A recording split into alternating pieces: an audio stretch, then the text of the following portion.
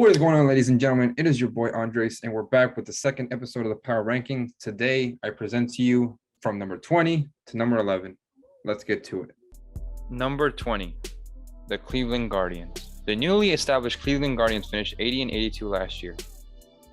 Their ace, Shane Bieber, who won the AL Cy Young in the shortened 2020 season, only pitched in 16 games due to the injury that he suffered in June. They finished 22nd in average, 27th in on-base percentage, 16th in slugging percentage, 21st in OPS, and 19th in weighted runs created. The Cleveland Guardians also announced that they extended Jose Ramirez to a 5-year, $124 million contract with no trade clause. With this year and pickup of a 2023 option, Ramirez is guaranteed $150 million. He finished 6th in win above replacement last year and 6th in the MVP voting. Pitching-wise, the Cleveland Guardians finished 18th in ERA, 21st in fielding independent pitching, 17th in expected fielding independent pitching, 16th in Sierra, and 15th in WHIP. They have 5 players in the top 100 Major League prospects, which is tied for second most in the MLB. Number 19, the Detroit Tigers. If we're talking about a team that's young with talent, we have to talk about the Detroit Tigers. Spencer Torkelson, who was the number 1 pick during the 2020 MLB draft, and Riley Green, who was the 5th pick during the 2019 MLB draft. These teammates are 4th and 5th respectively on the MLB Top 100 prospects. In AAA, Torkelson played 40 games where he had 11 home runs and 27 RBIs. Riley Green will start the year on the injured list, but he had 24 home runs, 84 RBIs, 16 stolen bases, 26 doubles, and 8 triples. Additionally, the Tigers got one of the shortstops that was on the market in Javi Baez, who signed a deal for 6 years and $140 million.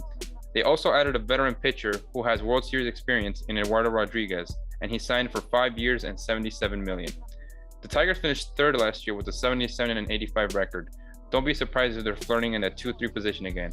Also, we must remember, Miguel Cabrera is only 13 hits away from 3,000. Number 18, the Miami Marlins. If we're talking about one of the most electrifying pitchers in baseball, we have to look at Sandy Alcantara. He's arguably already a top 10 pitcher in the major leagues, and in what way? He had 5 games with 10 or more strikeouts and 13 games with 7 or more innings thrown. He had less than 2 earned runs in all 13 of those games and only 15 walks. To add to this, they have Trevor Rogers, who was an All-Star last year and finished 2nd in the Rookie of the Year voting, just behind Jonathan India. Rogers had a 2.64 ERA in 25 games and a 4.2 win above replacement. They're adding World Series MVP Jorge Soler to the offense, and we must remember the Marlins have the most prospects on the MLB Top 100, which is 6. Number 17, the Minnesota Twins. High fly ball to left. This ball is up and out. Astros on top. Carlos Correa is a Minnesota Twin. Wait, say that out loud one more time. Carlos Correa is a Minnesota Twin, and he signed a 3-year deal worth $104.5 million with 2 opt-outs, making him the highest paid infielder in baseball, surpassing Anthony Rendon. The Twins traded Donaldson to the Yankees along with the $50 million he's owed to make room for Correa, and now they will pair him next to their team star Byron Buxton and next to Jorge Polanco. There are still a lot of questions pitching-wise, but no doubt a top 10 player and World Series champion moves the needle for them. Number 16, the Angels. First pitch swinging.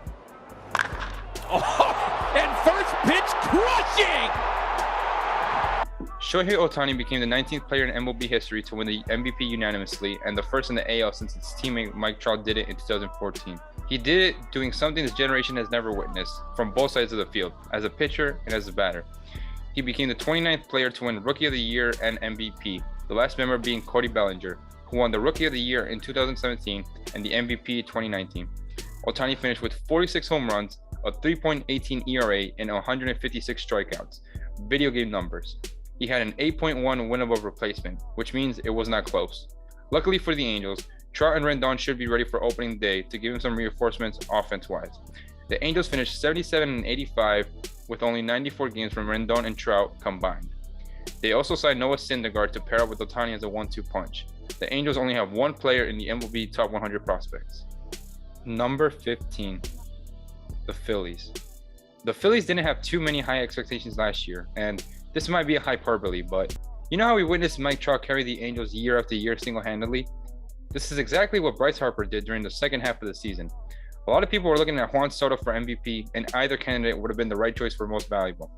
Let's look at Bryce Harper's numbers during the second half of the season.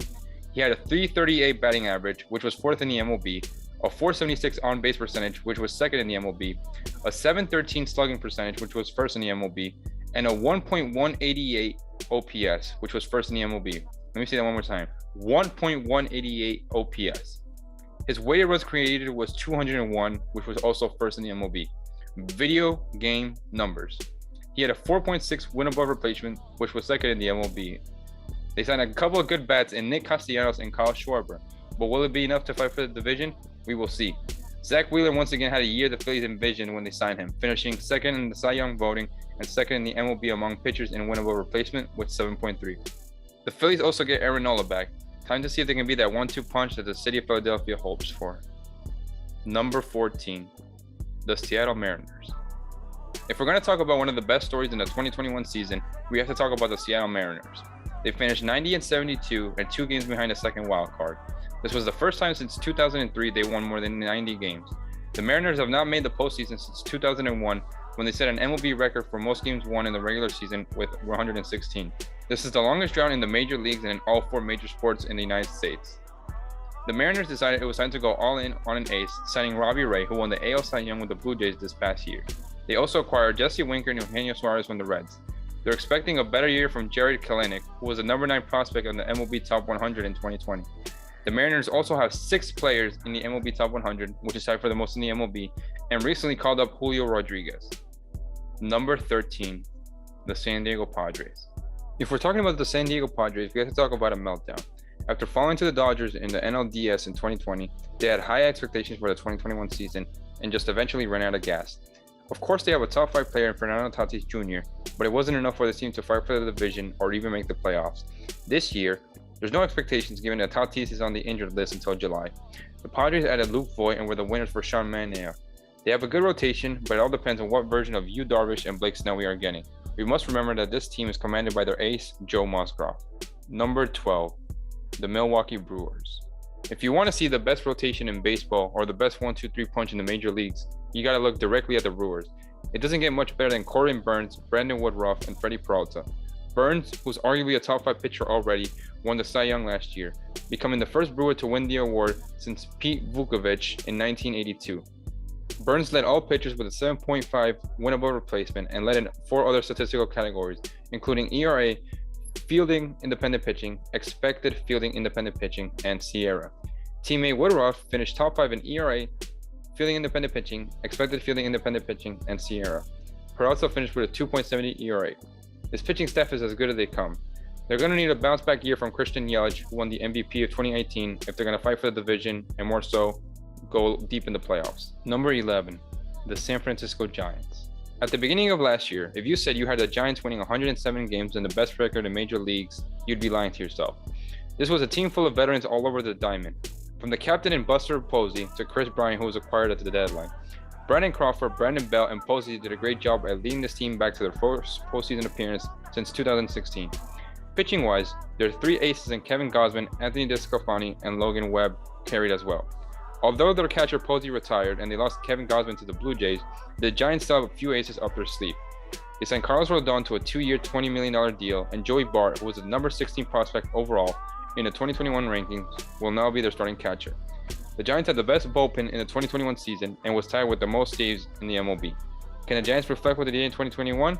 We'll have to see what Gabe Kepler's team has in store for us. That has been everything for today. I hope you guys enjoyed today's video. Remember to like, share, comment, subscribe, tell your friends, share it on all platforms, and we'll see you next time for the countdown. Number 10 to the best team in the MLB for the 2022 season. I will see you then. Peace.